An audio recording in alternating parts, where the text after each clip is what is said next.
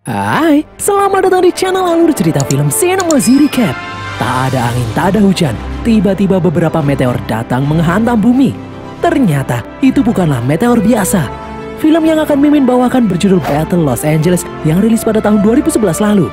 Film ini disutradarai oleh Jonathan Liebsman, dibintangi oleh Aaron Eckhart, Ramon Rodriguez, dan Michelle Rodriguez. Tak usah berlama-lama lagi, langsung saja kita masuk ke dalam alur cerita film Battle Los Angeles. Semoga.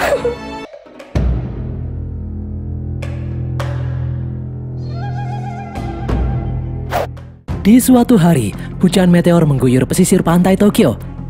Namun tiba-tiba, musuh tak dikenal muncul di garis pantai. Mereka menyerang secara brutal, seluruh dunia pun panik. 12 lokasi di seluruh dunia diserang secara serentak oleh makhluk asing. Serangan itu sangat terkoordinasi. Banyak korban jiwa berjatuhan di New York.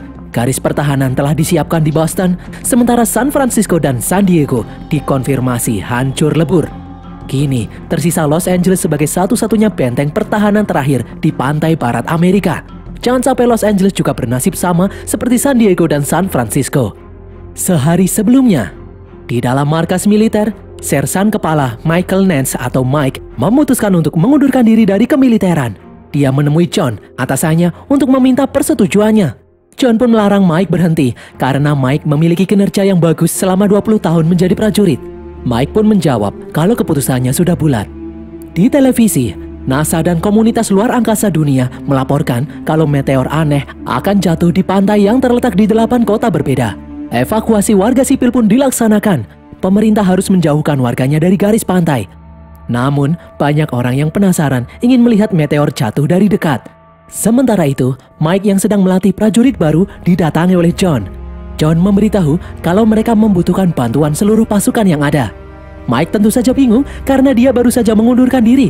Namun kali ini John memohon kepada Mike untuk ikut bergabung karena saat ini mereka membutuhkan bantuan Mike. John memberitahu dalam misi kali ini Mike akan bekerja sama dengan pasukan yang dipimpin oleh Letnan Martinez. Meskipun Martinez baru lulus dari sekolah perwira, tapi dia memiliki prestasi yang bagus. Mike pun masih bingung mengenai misi apa yang akan mereka lakukan. Bukankah ini hanya peristiwa jatuhnya meteor biasa? Mike pun berkenalan dengan Martinez. Mike akan menjadi wakil Martinez di dalam tim ini. Pasukan pun bersiap untuk menuju lokasi. Salah satu perwira mengeluh karena mereka harus bekerja dengan Mike. Mereka mengetahui masa lalu Mike. Sebelumnya, di dalam tugas terakhirnya, Mike membuat semua pasukannya terbunuh. Salah satu korbannya adalah kakak dari seorang prajurit yang bernama Lockett, yang juga ikut dalam tim ini. Semua pasukan pun melakukan briefing sebelum terjun ke lokasi. NASA memberitahu kalau meteor itu tidak menghantam air dengan kecepatan tinggi, melainkan sempat melambat sebelum masuk ke dalam air. Jadi bisa dikatakan kalau benda ini bukanlah meteor, karena mereka bisa mengatur kecepatan. Benda langit ini jatuh ke laut berkelompok. Di dalam setiap kelompok ada objek inti yang ukurannya jauh lebih besar dari lainnya. Mereka memiliki bentuk yang sama dan bergerak seperti mesin. Bisa disimpulkan kalau benda yang jatuh ini adalah alien. Para prajurit pun melihat berita di televisi yang menampilkan tentang jatuhnya meteor di laut. Benda itu menghancurkan kapal perang militer. Dari TV, mereka bisa melihat ada sosok yang bergerak muncul dari dalam meteor itu. Makhluk-makhluk itu kemudian menembaki manusia membabi buta. Letnan Martinez pun menyiapkan pasukannya untuk menghadapi musuh yang tak dikenal itu. Mereka tidak tahu senjata yang digunakan oleh musuh dan apa saja yang bisa musuh lakukan.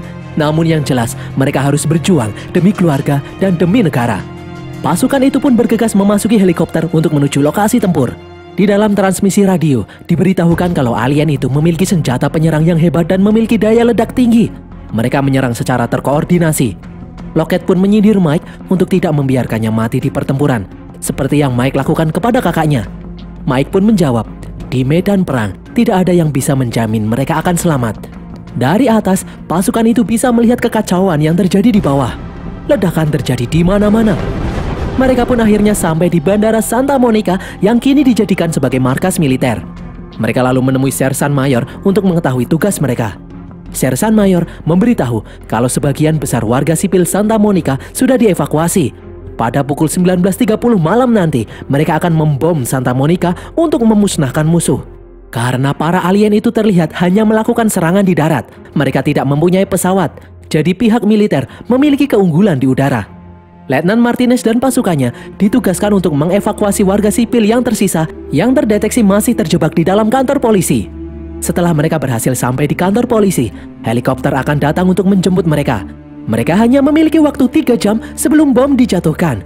Mereka pun harus bergerak dengan cepat. Letnan Martinez dan pasukannya pun mulai memasuki area kota untuk menemukan kantor polisi. Situasi begitu kacau, asap tebal menghalangi pandangan mereka. Mereka terus berjalan dengan kewaspadaan tinggi. Mereka pun bersiaga karena mendengar sesuatu. Ternyata suara itu hanya berasal dari anjing. Tiba-tiba mereka diserang dari segala penjuru. Mereka tidak tahu dari mana asal tembakan karena asap menutupi pandangan. Mereka pun melihat pergerakan alien di atap bangunan. Mereka memutuskan untuk mundur karena situasi tidak mendukung. Namun mereka tidak tahu harus kemana. Salah satu prajurit tertembak. Mereka pun menolongnya. Mereka memutuskan untuk berlindung di sebuah rumah. Mike memerintahkan 2 prajurit untuk berjaga di belakang rumah. Mereka membawa prajurit yang terluka ke dapur untuk dirawat. Mike pun meminta perintah selanjutnya dari Martinez. Martinez pun memerintahkan untuk menghubungi tim evakuasi untuk membawa prajurit yang terluka. Seorang prajurit yang bernama Imlay baru menyadari kalau satu rekan mereka yang bernama Lenihan tidak ada di antara mereka. Mike, Imlay, dan Harris pun keluar untuk mencari Lenihan. Di tempat lain, Lenihan terlihat terluka di bagian kaki. Dia bersembunyi dari incaran alien dan mencoba menghubungi rekan-rekannya. Setelah terhubung, Lenihan berusaha memberitahu lokasinya. Namun tiba-tiba dia mendengar sesuatu. Mike, Harris, dan Imlay berusaha mencari lokasi Lenihan dengan hati-hati. Di depan, Lenihan didatangi oleh alien. Terjadi adu tembak yang sengit. Alien itu tertembak dan masuk ke dalam kolam. Mike pun berhasil menemukan Lenihan. Tiba-tiba alien tadi muncul lagi dari kolam. Mereka pun menembakinya, namun alien itu tidak mati-mati. Mike pun menyuruh Imlay untuk melempar granat ke kolam itu dan bergegas pergi. Martinez dan pasukannya pun bergerak kembali menuju kantor polisi. Namun mereka kembali diserang. Mereka pun memutuskan untuk masuk ke dalam sebuah bank.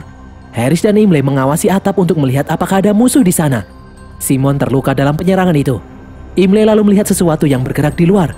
Ternyata itu adalah sesama prajurit yang terjebak.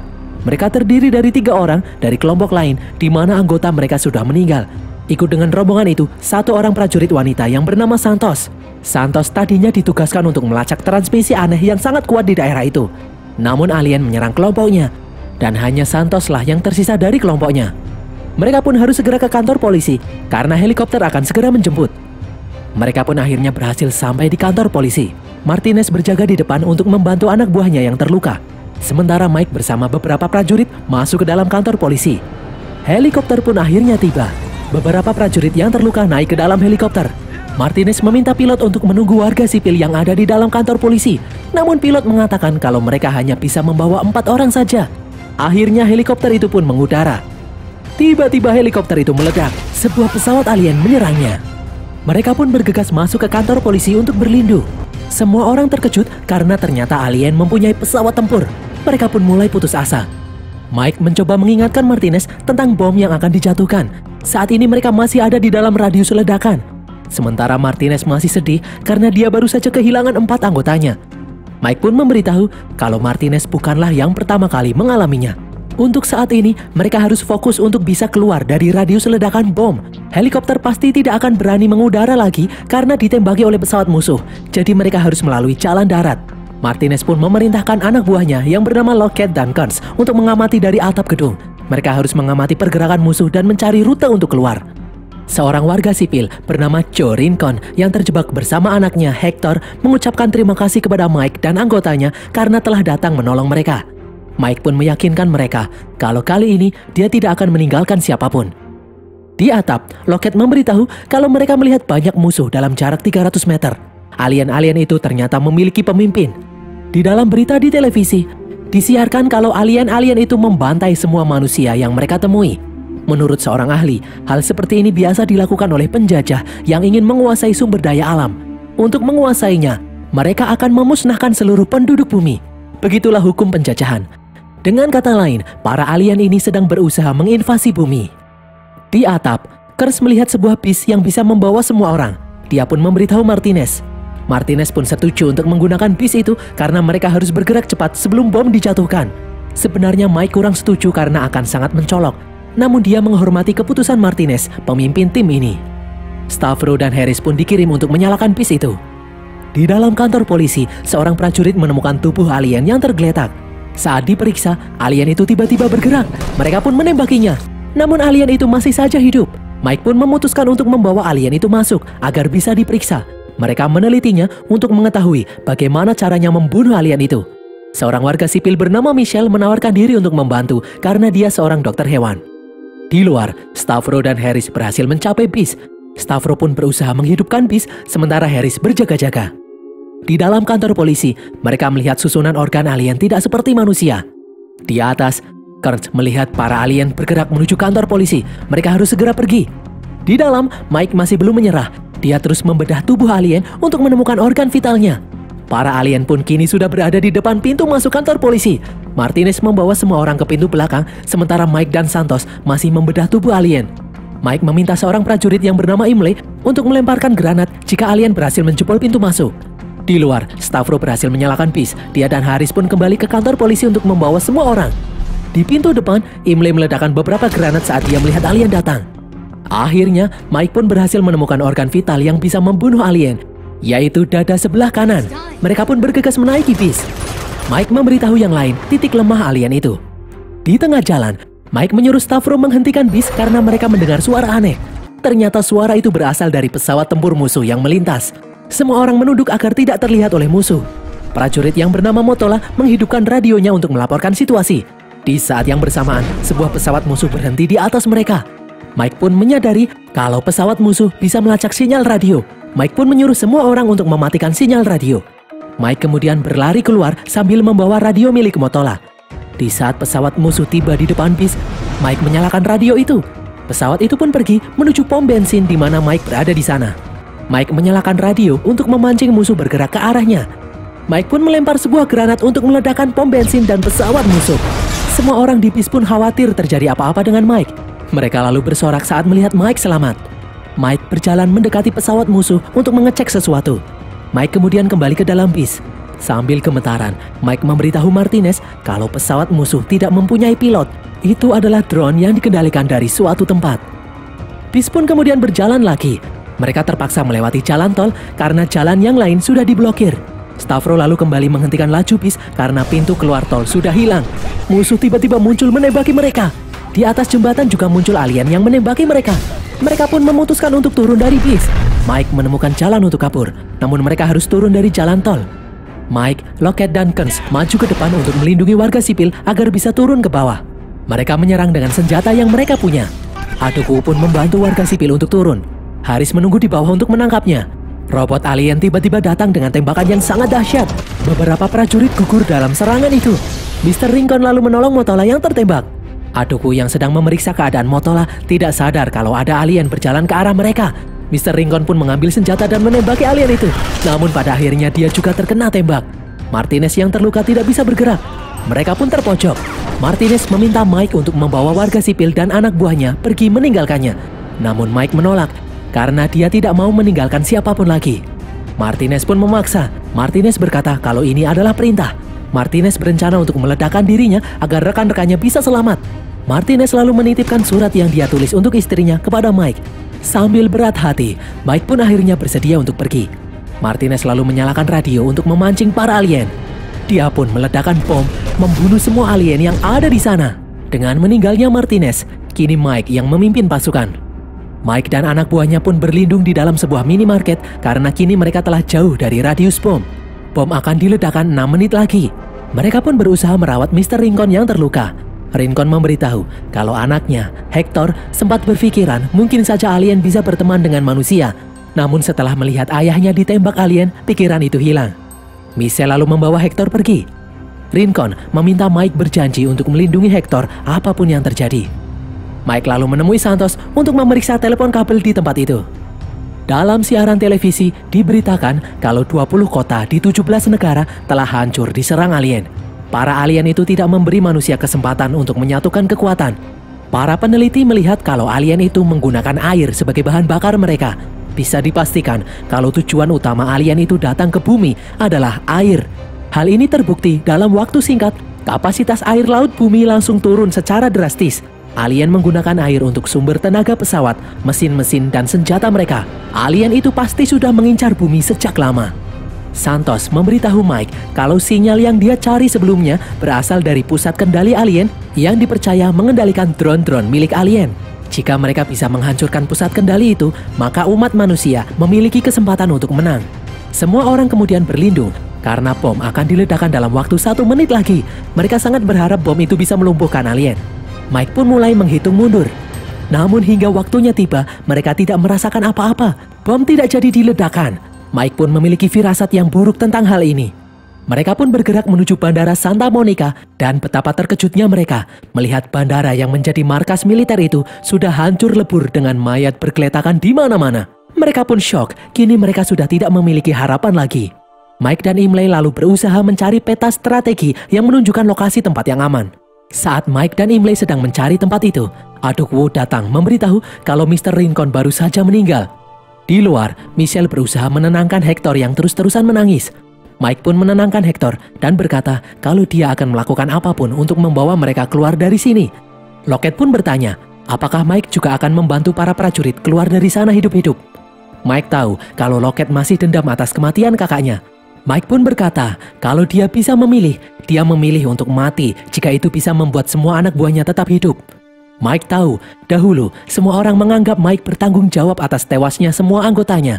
Yang tidak mereka tahu, setiap hari Mike selalu menangis teringat wajah anak buahnya yang sudah tewas. Dia bahkan mengingat nama serta ID anak buahnya satu persatu, termasuk kakak Lockett. Mike berkata kalau kakak Lockett adalah marinir yang sangat hebat sekaligus teman dekatnya. Mike pun mengajak mereka semua untuk tetap fokus dan tetap berjuang untuk menghormati pengorbanan teman-teman mereka yang sudah gugur. Mr. Rincon yang seorang warga sipil saja mengorbankan nyawanya untuk mereka. Mereka harus membalas pengorbanan itu dengan membawa warga sipil yang tersisa ke tempat yang aman. Mike dan Imlay lalu menemukan tempat yang aman untuk evakuasi. Mereka pun bergegas menuju tempat itu menggunakan tank. Mike mencoba menghubungi markas pusat untuk mengirimkan helikopter. Panggilan Mike pun dijawab. Markas akan mengirimkan helikopter di lokasi evakuasi. Mereka pun mulai bergerak menuju tempat evakuasi. Di tengah jalan, mereka dihadang oleh beberapa alien. Mereka pun mempercepat laju kendaraan sambil menembaki alien-alien yang menghadang. Setelah sampai di lokasi, helikopter langsung datang untuk membawa mereka ke tempat yang aman. Dari atas helikopter, mereka melihat kondisi Los Angeles yang hancur lebur. Ledakan terjadi di mana-mana. Tiba-tiba helikopter terguncang, semua orang pun panik. Beberapa saat kemudian, helikopter kembali seperti semula. Pilot pun memberitahu ada sinyal transmisi yang sangat kuat yang mempengaruhi mesin helikopter. Mike pun teringat sinyal transmisi yang sangat kuat yang diceritakan oleh Santos sebelumnya. Bisa jadi itu berasal dari pusat kendali alien. Mike lalu melihat sesuatu yang aneh di bawah. Dan benar sekali, itu adalah pusat kendali alien.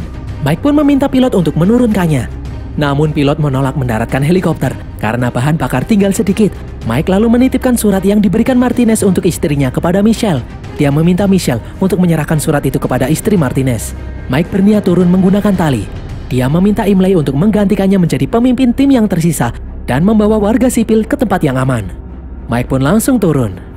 Tiba-tiba di belakangnya, para prajurit anak buah Mike juga ikut-ikutan turun. Mereka berkata, jika Mike ingin mati, mereka akan menemani Mike mati bersama-sama. Mereka semua pun bergerak menuju tempat pusat kendali alien. Mereka sempat dihadang alien, beruntung mereka bisa melumpuhkannya. Mereka pun akhirnya menemukan pusat kendali pasukan alien itu. Mike menyuruh anak buahnya untuk naik ke permukaan, karena alien sudah mengetahui keberadaan mereka. Nantinya, Mike akan menandai pusat kendali itu dengan laser untuk memandu rudal penghancur agar bisa menghancurkan benda itu. Di permukaan, Imlay memberikan target laser kepada Mike. Laser itu akan digunakan untuk mengarahkan rudal dari pangkalan angkatan udara agar bisa mengenai target pusat kendali milik alien itu. Kurtz menawarkan diri untuk menghubungi pangkalan udara menggunakan radio dari atas sebuah bangunan. Sesampainya di sana, Kurtz langsung menyalakan radio. Dia harus cepat sebelum alien mengincarnya. Kurtz pun berhasil menghubungi pangkalan udara dan meminta mereka mengirim rudal penghancur. Di bawah, Mike menyalakan laser sebagai panduan target bagi rudal penghancur. Di atas, tiba-tiba sebuah pesawat musuh muncul menembaki Kurtz hingga tewas. Pasukan alien pun berdatangan. Terjadi pertempuran yang sengit. Sebuah pesawat alien menembak ke arah Santos. Untung saja Santos masih selamat. Imlay pun membalas dengan menembakkan granat. Sebuah ledakan membuat tubuh Imlay tertindih batu. Aduk Wu pun berusaha menolongnya. Rudal pertama kemudian datang menghantam pusat kendali alien. Mereka pun bersorak atas keberhasilan itu. Mereka pikir semua sudah berakhir. Namun ternyata pusat kendali alien itu bisa terbang. Para alien akan memindahkannya. Para alien pun mengincar Mike yang memegang laser. Harris dan Santos lalu berusaha melindungi laser walaupun mereka harus berhadapan dengan alien. Mike berhasil mengambil lasernya kembali dan langsung mengarahkannya ke pusat kendali yang semakin menjauh. Sebuah rudal lalu datang lagi, namun drone melindungi pusat kendali sehingga bom itu tidak sampai ke pusat kendali. Di bawah, Aduk Wu berhasil menyelamatkan Imlay. Mereka pun dihantam serangan dari darat dan udara. Namun Mike bertekad kalau dia dan anggotanya tidak akan mati di tempat itu. Pusat kendali terlihat semakin menjauh. Mike pun kembali mengambil lasernya. Sebuah rudal terakhir terbang menuju pusat kendali alien. Mike menyuruh Santos untuk menghancurkan drone yang berusaha melindungi pusat kendali itu. Mike mengarahkan laser ke pusat kendali dan kini rudal berhasil mengenainya. Pusat kendali alien pun akhirnya hancur dan tidak ada lagi yang mengendalikan drone. Para alien yang ada di darat pun terlihat kocar-kacir. Singkat cerita, Mike dan yang lainnya akhirnya sampai di Gurun Mojave yang dirubah menjadi markas militer sementara. Sersan Mayor memberitahu kalau berita tentang Mike dan pasukannya yang telah menghancurkan pusat kendali alien tersebar ke seluruh dunia. Dia berterima kasih karena berkat hal itu, manusia memiliki harapan untuk menang.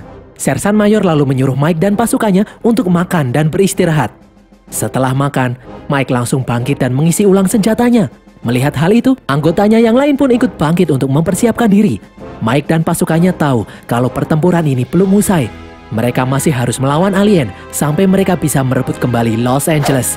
Dan berakhirlah alur cerita film Battle Los Angeles ini guys. Semoga kalian terhibur. Pesan yang kita dapatkan dari film ini adalah meskipun kejam, alien masih lebih baik daripada manusia yang luarnya terlihat baik namun ternyata musuh dalam selimut. Tulis kritik dan saran kalian di kolom komentar. Jangan lupa follow semua media sosial kami dan sampai jumpa di konten kami berikutnya. Bye!